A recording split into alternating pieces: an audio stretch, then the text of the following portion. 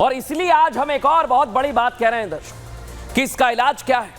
इसका इलाज है सनातन रक्षा बोर्ड, जिसकी मांग उठने लगी है और मैदान में आ गए पवन कल्याण।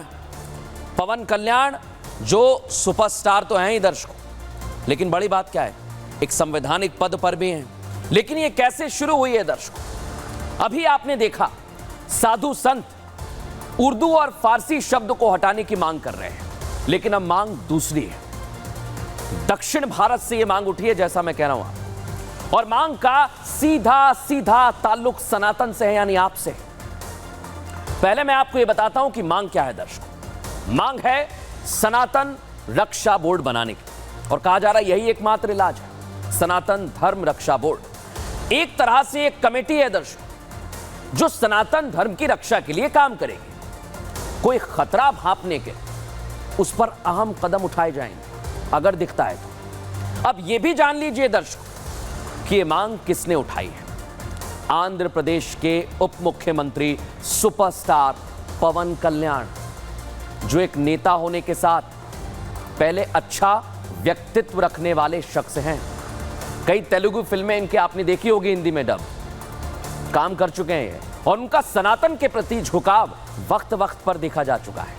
लेकिन इस बार उनकी सनातन धर्म रक्षा बोर्ड बनाने की मांग साफ नजर आ रही है, और देश भर से लोग इसके सपोर्ट में आ गए, साधु संत भी आ गए। लेकिन दर्शकों, अब मैं आपको दिखाता हूं कि आखिर पवन कल्याण ने सोशल मीडिया पर क्या पोस्ट किया है, जिसकी चर्चा सोशल मीडिया पर हो रही है और टॉप ट्रेंडिंग में है ये चर्चा दर्शकों, जिसके बाद पवन एक बार फिर सनातनियों के दिल में उतरते हुए नजर आ रहे हैं। ट्वीट्स आपको दिखा रहा हूं मैं। पवन कल्याण ने क्या लिखा है आप देखिए जरा, कि अब वक्त आ गया है जब सनातन धर्म रक्षा बोर्ड का गठन करना होगा, ताकि हिंदुओं की सभी समस्याओं का निवारण वहां हो सके। सोचिए आप, अभी कहीं नहीं है जगह, लेकिन पवन कल्याण कह रहे हैं कि इसका हमें गठन करना होगा। लेकिन सोचिए दर्शकों, अगर इस तरह की मांग उठाई जा रही है तो क्या वाकई देश में सनातन के खिलाफ साजिशें चल रही है? देखिए इस रिपोर्ट में।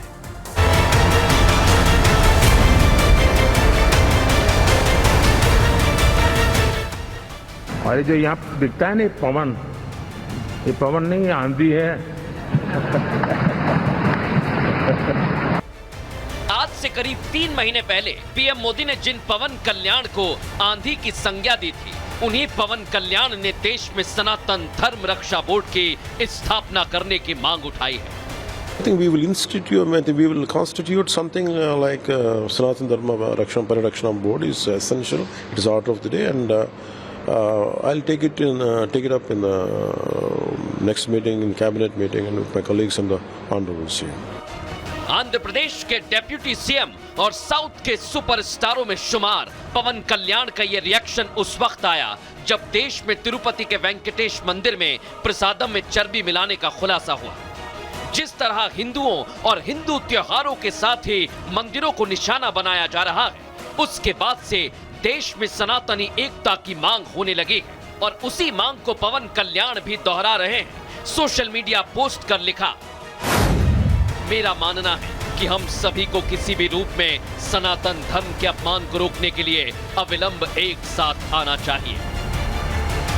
एक तरफ पवन कल्याण सनातन धर्म रक्षा बोर्ड के गठन का झंडा बुलंद करने की पहल कर रहे हैं, तो दूसरी तरफ संत समाज भी सनातनी परंपरा और सनातन विरोधियों से रक्षा के लिए हुंकार भर रहा है। पवन कल्याण कोई पहले शख्स नहीं है जो इस तरह की डिमांड कर रहे हैं।